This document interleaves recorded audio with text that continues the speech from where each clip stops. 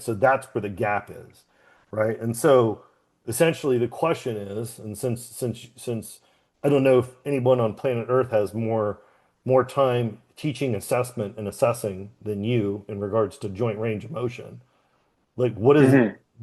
like does that mean Yeah, so anything? I think there's a couple of points to be made there with respect to this question.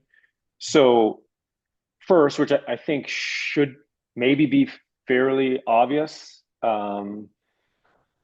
is obviously when we do, you know, if we're bringing it into the shoulder, because that's probably what they're asking, generally around the shoulder, I would imagine.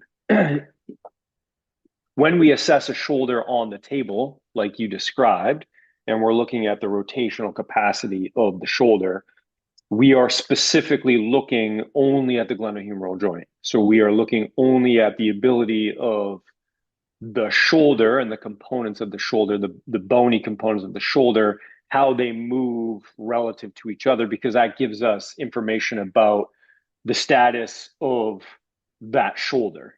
Okay. And so when you talked about, you know, passive range and active range and the gap, um, really what we're looking at is we're looking at, you know, what is the end of passive range, meaning like how much can the shoulder be moved